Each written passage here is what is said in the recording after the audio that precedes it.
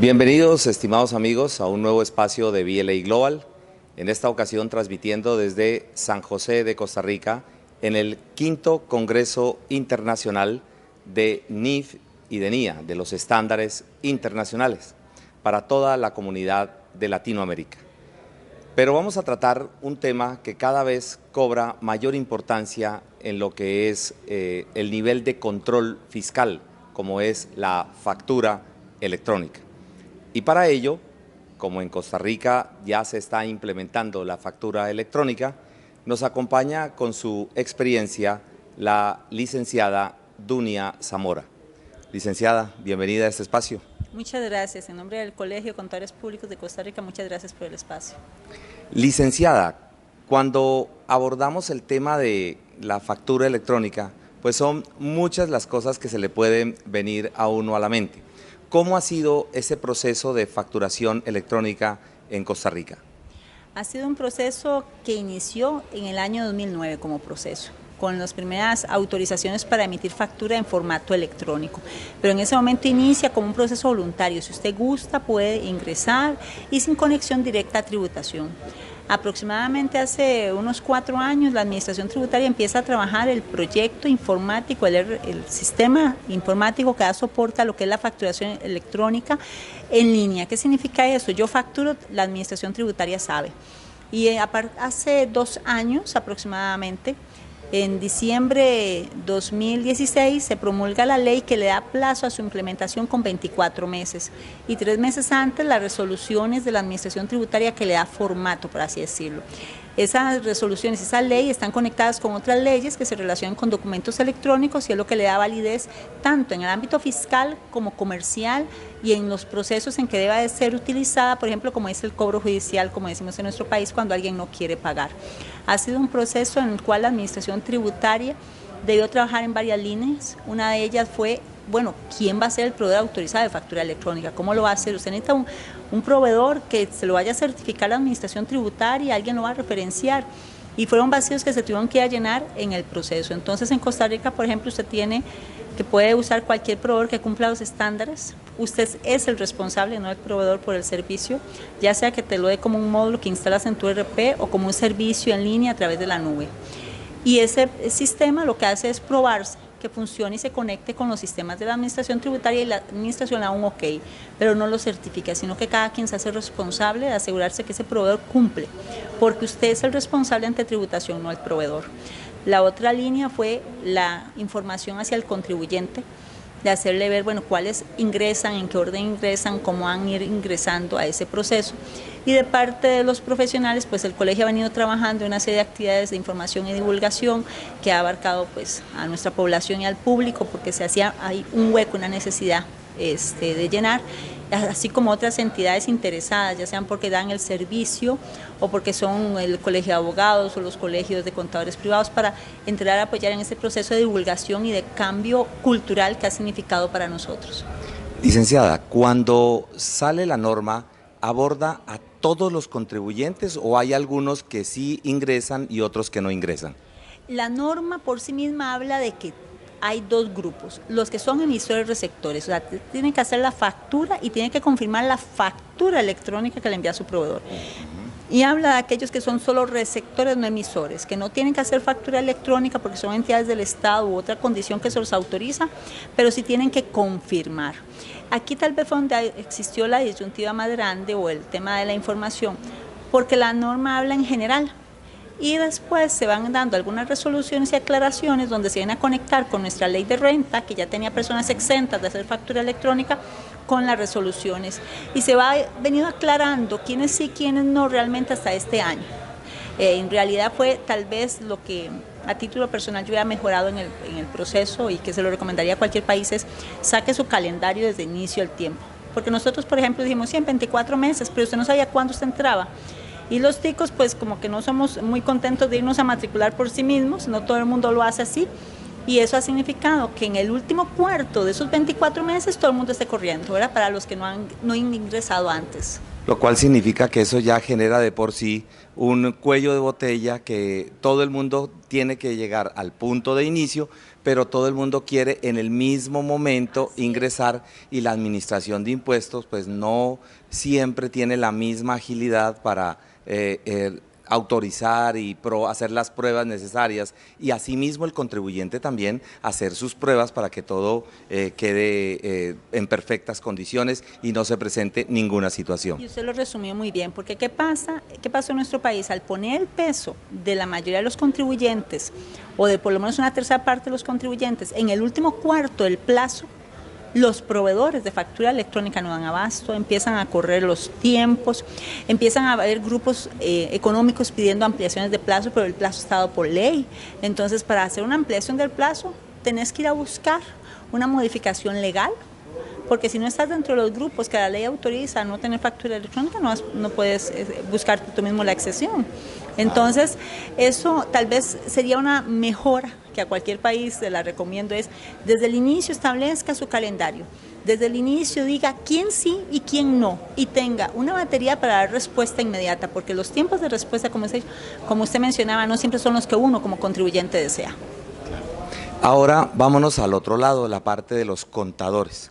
Ustedes como cuerpo colegiado, ¿cuál ha sido la percepción del contador ya en general? Porque ya hablamos de las empresas, ahora hablemos un poco de los colegas.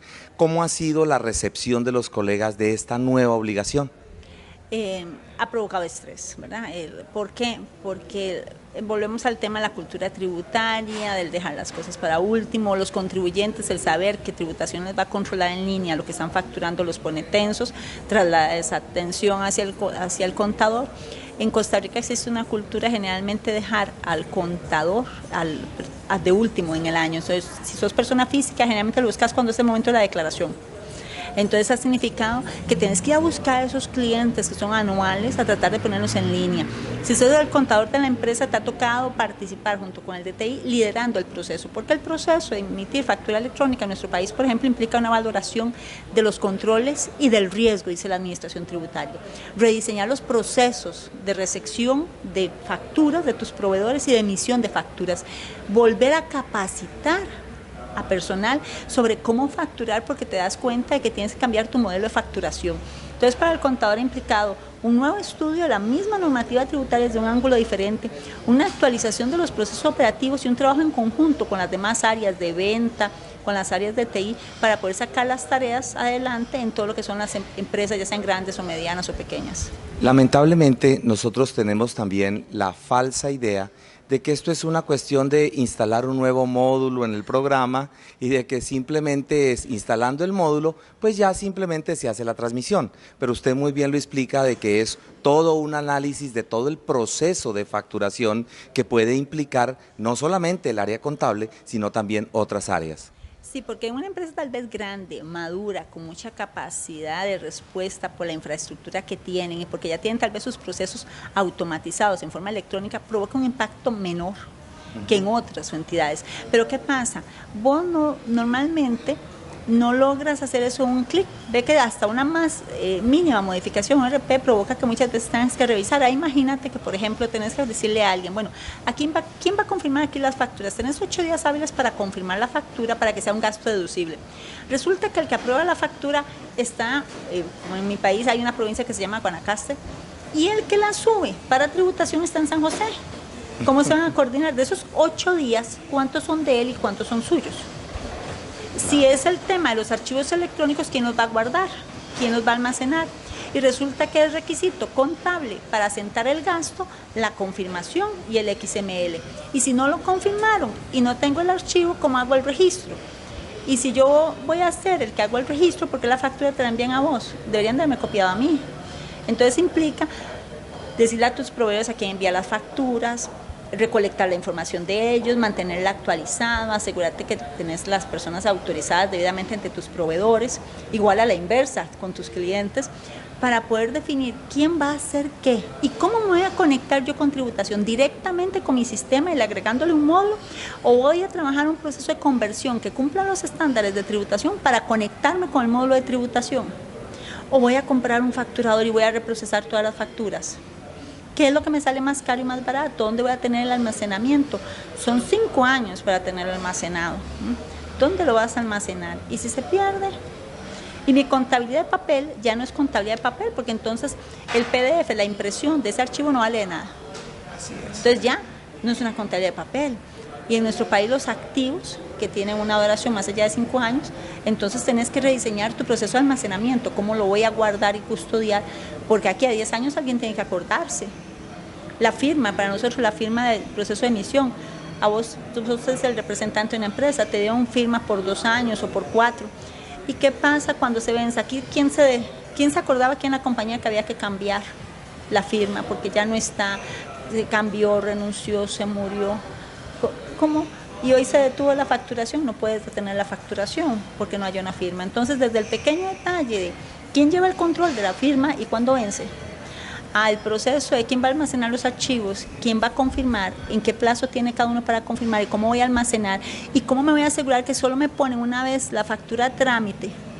Y si mi sistema tenía un campo de factura de 10 dígitos y ahora es un mínimo de 20, ¿cómo hago para meterle los otros 10? Tengo que cambiar todo mi RP por ese nuevo módulo. Y tiene mi RP un control automatizado para validar que hay una factura única de Dunia Zamora número 110 o va a permitir que pague 2. Todas esas son preguntas que tienes que responder para cada uno de los casos. Eso nos lleva a que los controles internos de una entidad pues también tienen que quedar afinados, porque ahora ya la manipulación documental va a ser menor y ahora vamos a tener una digitación, por llamarlo así, de un archivo electrónico que fácilmente podría convertirse en una doble digitación, que eso genera pues obviamente errores. Pero me gusta y me encantaría que me aclararas cómo así que la administración tributaria exige que le confirmen la factura a ellos también para que sea aceptada como un gasto. Sí, te voy a 2 puntos. Uno, no hay una doble digitación si tienes un sistema de factura electrónica porque descargas archivos y puedes importar datos. Okay. Entonces, eso sería solamente si no te has sentado a revisar bien tus procesos. Y por eso la administración exige que hagas una valoración del riesgo y de los controles de tu proceso. El otro aspecto que es el tema de la confirmación. En nuestro país, la factura electrónica está amparada a la ley 8454 sobre documentos electrónicos.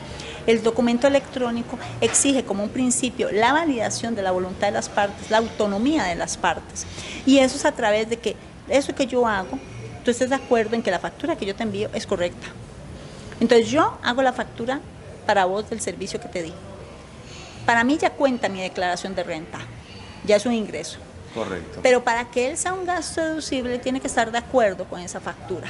Si no lo confirma en ese plazo, lo pierde. Porque usted no ha manifestado su autonomía, su voluntad con esa factura. Y es requisito de un documento electrónico manifestarlo. Y las resoluciones dice que tengo que haber cumplido todos los requisitos fiscales. Y en los requisitos fiscales dice que se conecta a los principios de los documentos electrónicos, porque es un documento electrónico para todos los efectos. Entonces ve qué detalle. Si yo la emito, ya es un ingreso. Pero si vos no lo confirmas, para vos no es un gasto. ¿Ah? Y si pierdes el XML y no lo puedes demostrar, es problema tuyo, porque la responsabilidad de la administración de los documentos electrónicos es tuya, no es de tributación. O sea, usted no puede decir la tributación, búsquelo ahí, usted lo tiene en su base de datos, eso no lo puedes decir. Es responsabilidad tuya guardarlos. Licenciada, nos ha encantado a nosotros conocer todas estas experiencias que usted manifiesta, que hacen parte del quehacer del contador público y que hacen parte también del mismo abordaje de estas nuevas responsabilidades y obligaciones que le colocan al área contable, y que pues el contador tiene que precisamente documentarse perfectamente de cuáles son las implicaciones y las incidencias de todos estos cambios. Licenciada, muchísimas gracias por todos sus conocimientos. Muchas gracias a ustedes por tomarnos en cuenta. A todos ustedes, estimados amigos, nuevamente muchas gracias por escucharnos y los esperamos en una próxima ocasión.